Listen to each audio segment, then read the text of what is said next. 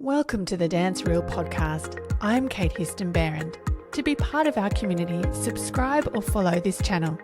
This episode was sponsored by Master Dancer Mindset. Know yourself, be yourself, and express yourself on and off the stage. Today I'm speaking with world-famous ex-principal ballerina Katherina Markowskaja. Having started out her career at the Saxony State Opera Dresden, she has also been a company member of Bavarian State Ballet and later on transitioned into a freelance soloist, having performed across the globe. She is a well-renowned and beloved ballerina and now teacher. She is incredibly wise and incredibly smart. I know you will enjoy our conversation today. Check out the link below to find out more about Katherina. Welcome, Katherina. It's so lovely to have you. Thank you so much. My pleasure. So I met Katherina as a co-dance judge at Global Dance competition recently. And when I first met Katherina, I was quite taken by how humble she is and a world-famous ballerina. And I thought I'd love to interview her. So it's wonderful that you're here. Thank you for taking me up on that invitation. You're very welcome and thank you for inviting me. I thought it would be nice to start with the question, why did you start ballet? It's a very easy question for me because both of my parents, they were a dancer. And we didn't have such a thing as nanny. And my grandparents, they were living in the other city. So all my childhood, I was spending in the studio with my parents under the piano, watching them. So from little one, I was thinking that all people in the world are dancers. And very early enough, I thought I will be dancer as well when I gonna grow up. Wow. That's how I come to ballet. And how old were you when you started your first class? My first class, I started with 10, which is actually quite late, but in Ukraine and in Russia, this is a normal. Before you do just a little bit gymnastic or maybe dancing to prepare your body. But a real ballet, you start in the ballet school academy from the state, and this is always with 10. And so tell us where you trained. I had my training in Kiev. This is the Ukraine. Yeah. This time we didn't have this little private school. You had only in the main cities big school, state school. That's why we had like 300 girls trying to get in for 20 places. And this is happening every year. So now it's a little bit different because there is a lot of private school where you can get your education and you have also very good teachers. But to my time, it was one main school in the country, It was like maybe somewhere in 2 other cities. But this is how if you really wanted to make it to your profession, then there was no choice. You have to go to those schools. Wow. So this is the education I got there, yeah. And how did you manage competition between other dancers? Did you feel any negativity with competition? Do you mean when I was 10 and trying to get to the school with 300 other girls? Yes, of course. Yes, of course. But it was more like, like a children talk or children look, like a nose. I don't want to talk to you because I'm trying to get to the same school as you. But it was harmless. It was like really, we all tried our best, Yeah. There was nothing bad. We all tried to get in. And because for the talented girls, really, if you have a talent, you can see it immediately as a teacher, right? Mm-hmm. So it was quite easy for me to get in. Oh, wow. But was genetically blessed, maybe? Did that help? I think I was genetically blessed, but on the other side, for me, it was a little bit more difficult because both of my parents, they were famous dancer, and my papa, he was in the same theater in the Kiev. And I remember he had a lot of connections, a lot of friends, like the teachers were his friends. And I remember, I think I was 9 or 8, I was like, you know what? I think I want to dance professionally, so please call your friends because I want to get in. And he was so funny. Now I understand. He looked at me and he said, Do I understand correctly? You want me to call director so he takes you? I say yes. And she said, and then in 8 years, you want me to call every person in the audience to ask them to upload?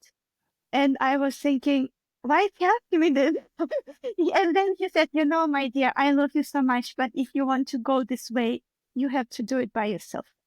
And Oh, I remember this sentence. I always, when I had a difficulties and I have to go through something, I was thinking about his words. You can ask for help, but in the end, you have to go by yourself if you want to go further.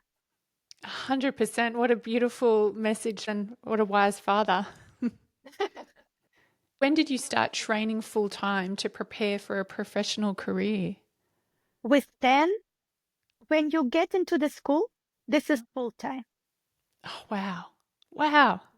It's a wonderful, I like the concept of the school. Mm, In Germany, it's almost not possible to make it, but the normal school, when you study math and everything else, is involved in your ballet education. So they really see and control how difficult this is for young children, so they don't get too overworked. And I like the program very much. that's a really good idea. Yeah. Yeah, and To, this is in the same building. You have, for example, at 8, you start with class for 2 hours. Then you have a break and you go to do Russian or Ukrainian. And mm, then you go to math and you have to lunch and then, or you know what I mean? And then you have some point class and then you have a little break and you have to go to, I don't know what, history.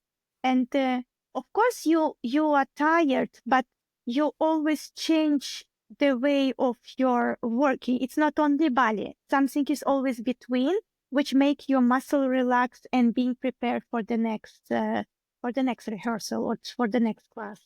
wow. So tell me, when you got into your first ballet company, what was that like? My first ballet company, it was already in Germany. So between, it was a big change for me because to my time, Ukraine was a closed country. You could not leave it, only with invitation.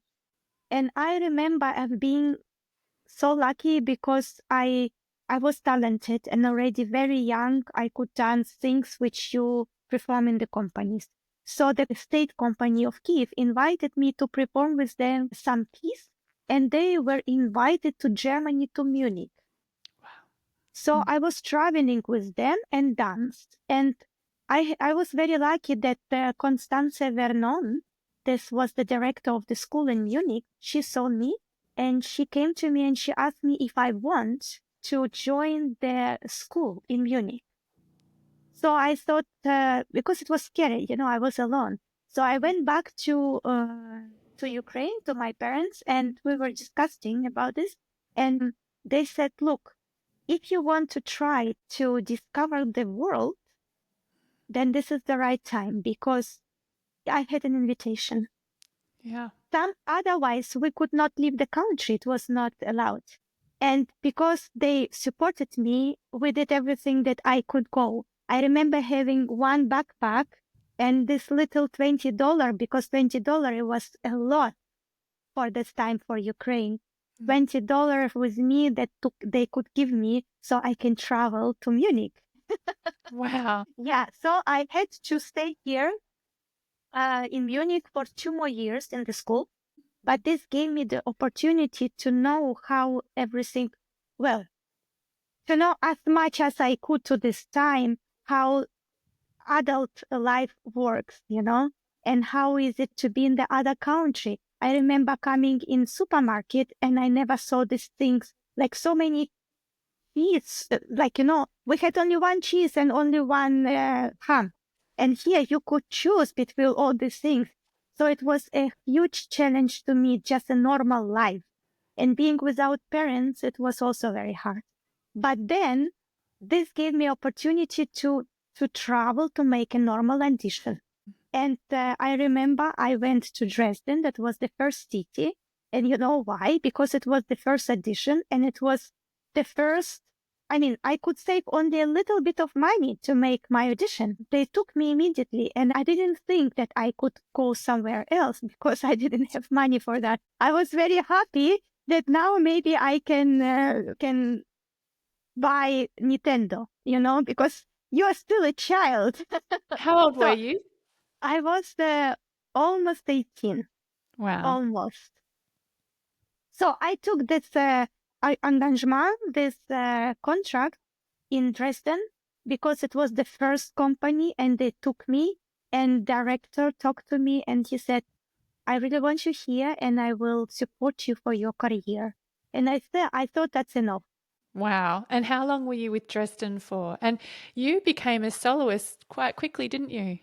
Yes, and you know what? I don't know. It was great, but it was such a pressure because I jumped this corde ballet thing where Mm. you actually used to live with people to deal the every little things during the day and during the rehearsal, but also from technical point of view, you have to dance as much as you can to know the choreographies, to know the ballets, to know the pieces and I was there just for a few months and I become soloist. So, which Mm. means I didn't know ballets. All of them, the whole repertoire was new for me. And it's a lot of pressure.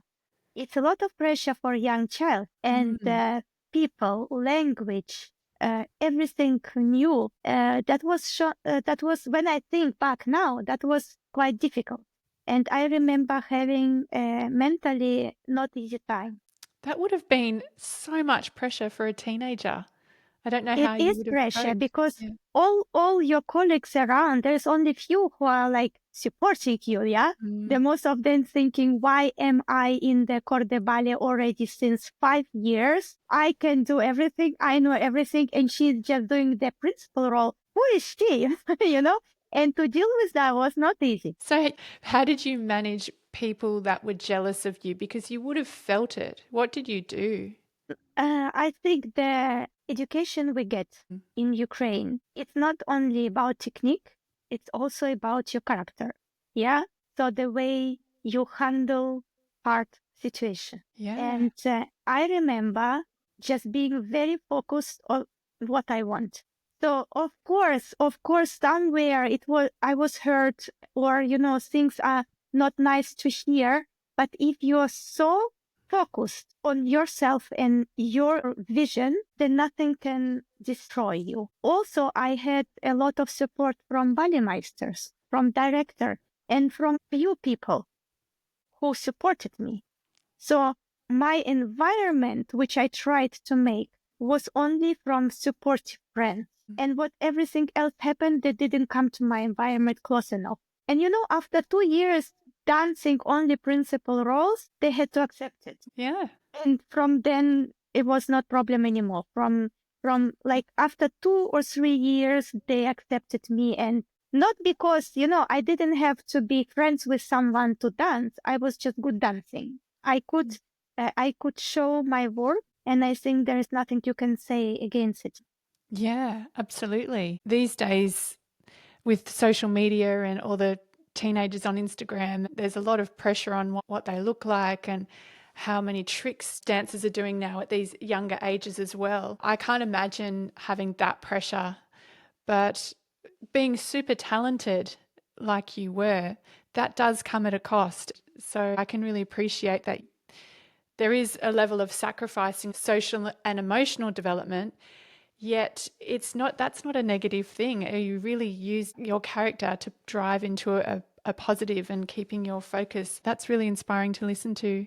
And so after you left Dresden, where did you go next? I went immediately to Munich Yeah. because Munich was always my dream because I was dancing here. But because I'm short, I am not a tall dancer. Constanze Vernon, she always advised me to go to the theater where not everyone is too tall, because a short dancer should fit in. Mm. So I always had in my head that I am short. And what can I do? You cannot do anything about this. But when I became a soloist and when I became a principal dancer, and when I had so many ballets done and was invited, the size didn't count anymore.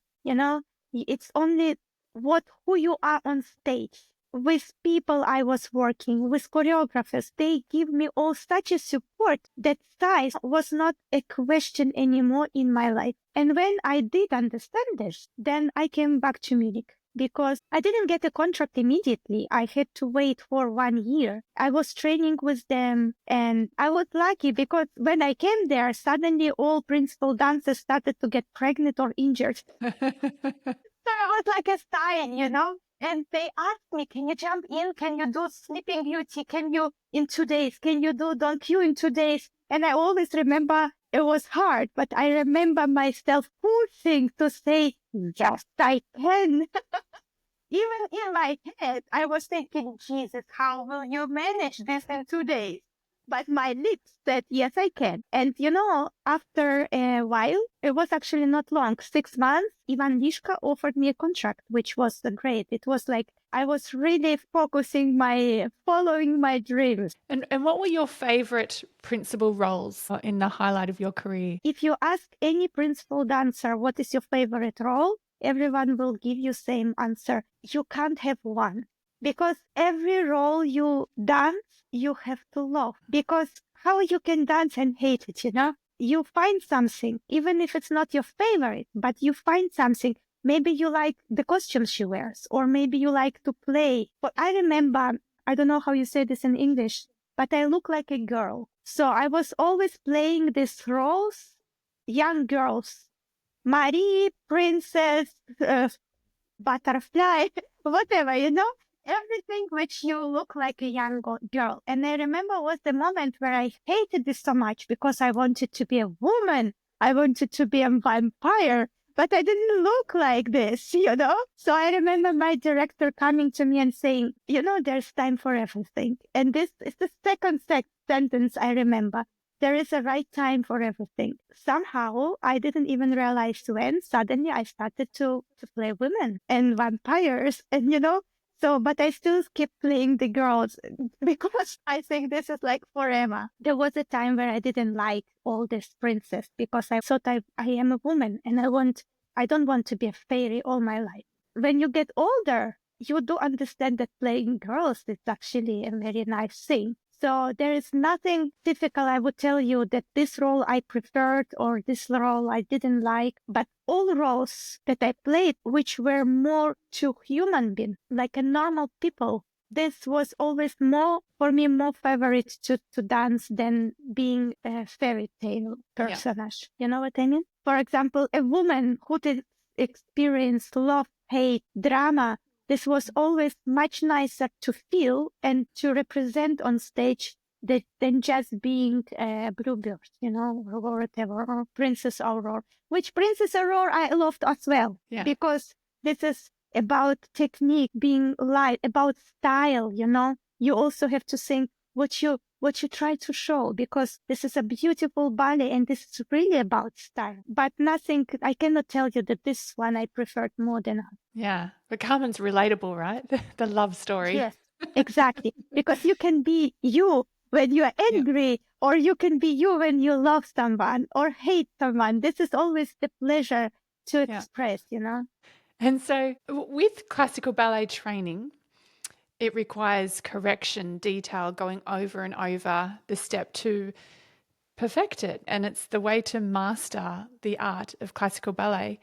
So has perfectionism affected you in your life in other areas that may be positive or negative, if you wanted to share? If I would be a perfect size, then I probably could answer your question. But because I've never been perfect already, being too short, and had to manage all my career by knowing that perfection for me doesn't exist.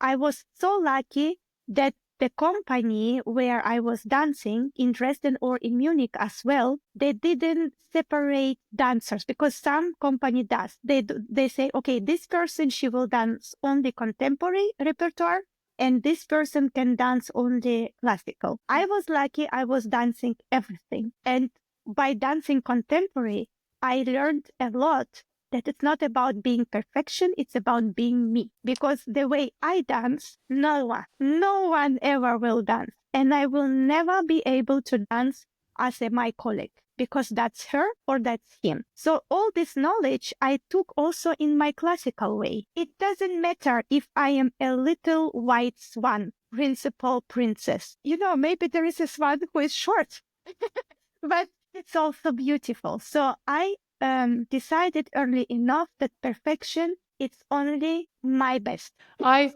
hope for all aspiring ballerinas that they get that at a young age, because the time we can waste trying to be something we're not, trying to fit a mold, whereas you got that quite young, being yourself, embodying who you are and going with your strengths. Congratulations. I love it. I think that's why I could dance free and Mm, long, you know? Because mm. if you always have in your head that you are not good enough and perfect enough, this can really damage your time, your life, Mm. actually, and this is a pity. It really can.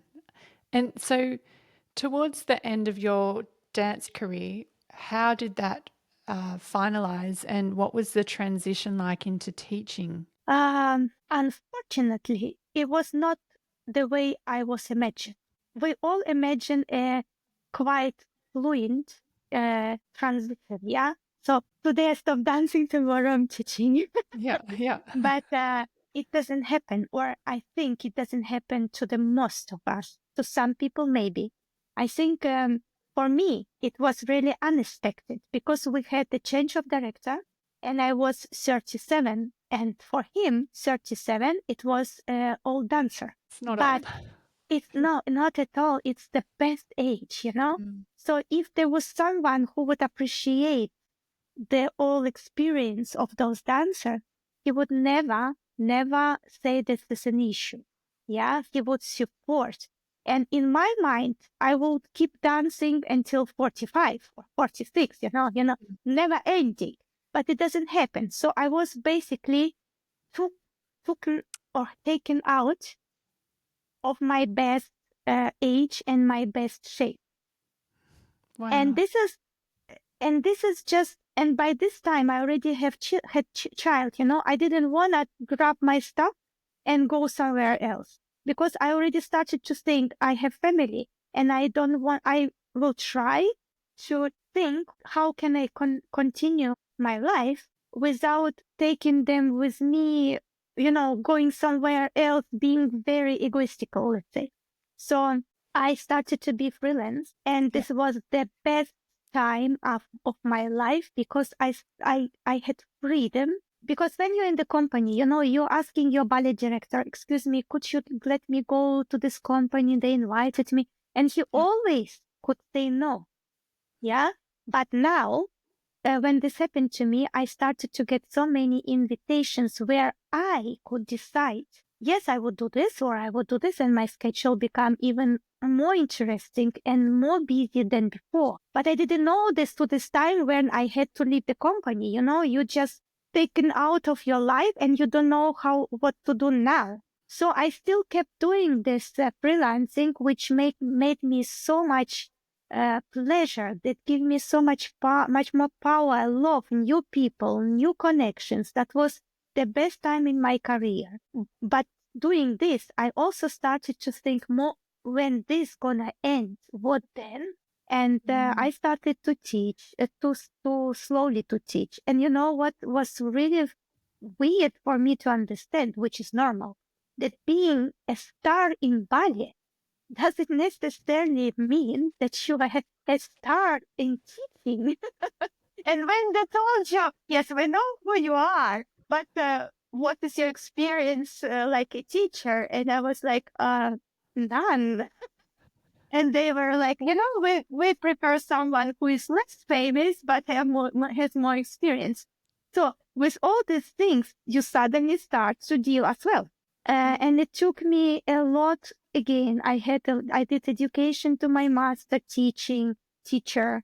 Um Everything is about experience. And this transition from being star or not, it's difficult for everyone because you're just there and you have no idea, what can I do now? With time, everything will be set. This is for sure.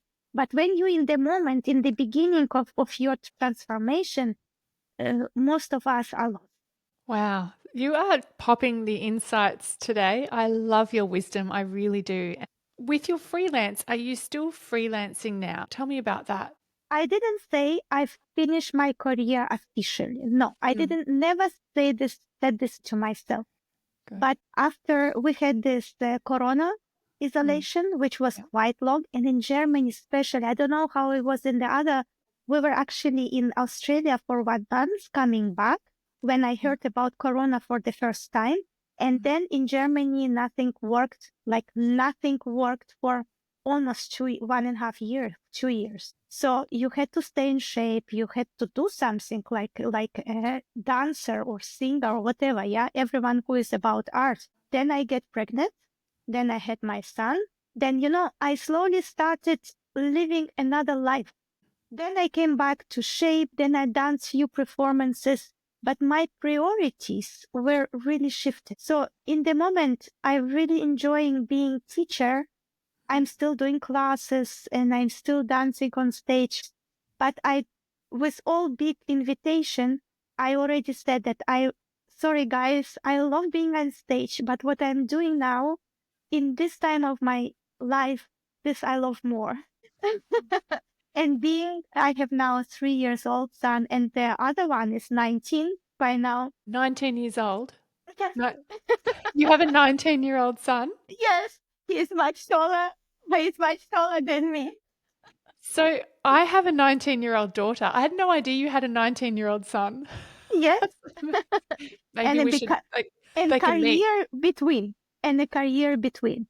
So the ballet or dancing is now for me is not the priority, but I enjoy teaching more than ever because you remember I told you about experience that you have to collect.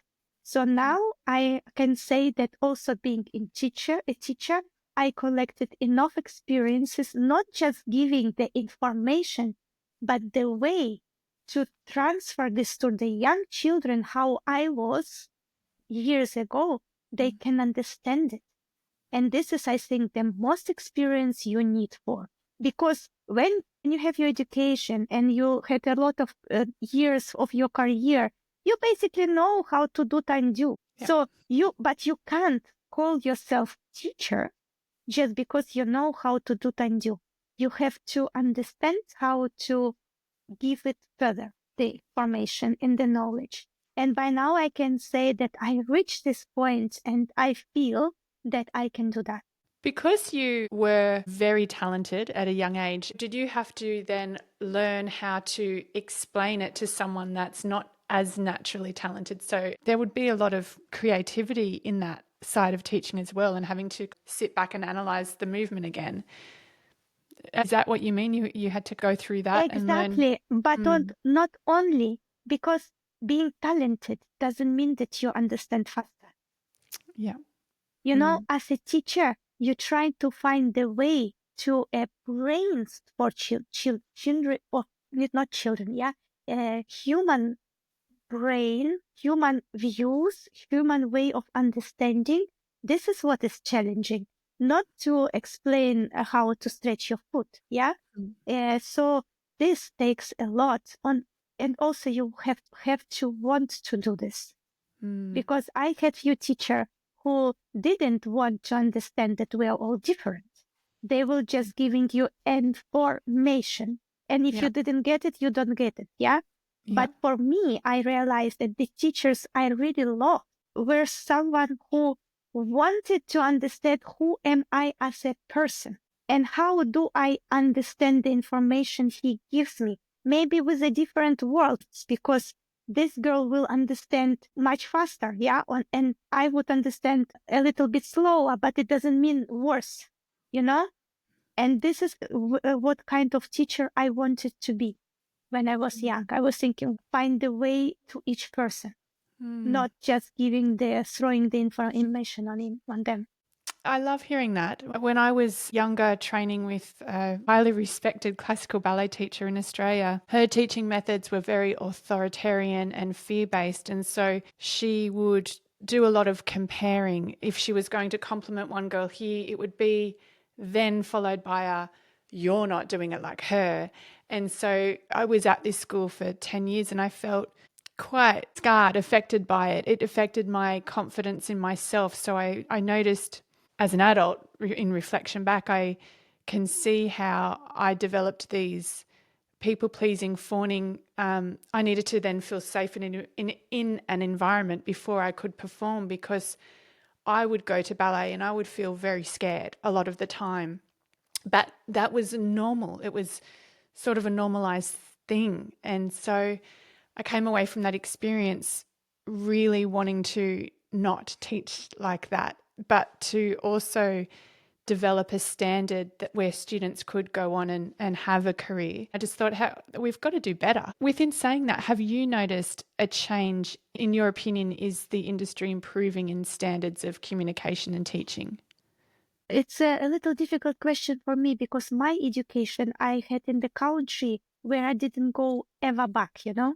I don't Ah, know okay. how it is there, but Mm. what I see here, it's thanks God, yeah, they take people more like personalities. Maybe not everywhere yet, but I think the tendency is going there. It's not anymore like we are robot or you know, and I think this is a very nice way to go. It doesn't mean that it's not strict or it anymore. To understand that the wonderful, beautiful, great dancer were not perfect. This is really important also for the children. You can't say, I think the shape of your legs are not is not perfect, Mm. so it means you will never become a dancer. No, you will. You will become a dancer, and probably you will be a great dancer because people will come to your performance and cry. Yeah. And someone with great legs will never be able to manage that. So I think if the teaching goes more to work with people with more personality, like, you know, personal work, Yeah. that would be a great change. And I Mm. think it's already going there. Because if you look around without saying their names, you will see that the wonderful artists are short, tall, not very skinny, and different shape, doesn't have huge feet or having huge feet, but then they can't be strong enough. We are so different and still making art. And I think it's so important to understand for teacher. Yeah, that's beautiful. And so, what are you working on now in your everyday life? What does that look like now? So, you're teaching. How often are I you teach, teaching? I teach so, but now I have to say I teach with pleasure. Before I didn't, I was like, when I just started, I was like, why she doesn't understand? But now, if something like this happened, then I ask myself, what did I do wrong that she didn't understand, you know?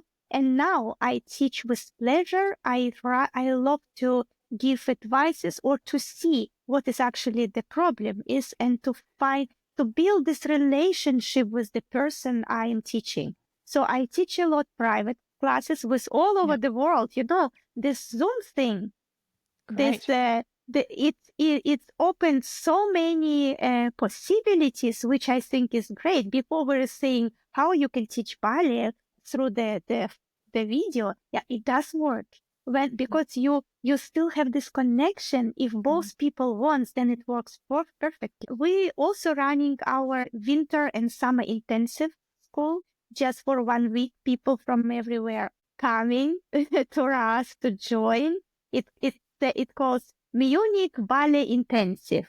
We can put details on Yes, under that here. would be really nice. They are coming for 6 days, and we're trying to create a very beautiful atmosphere. So you know, dancing it's not just hard work; it's a life, Yeah. and it should make fun. Otherwise, what were we doing this for?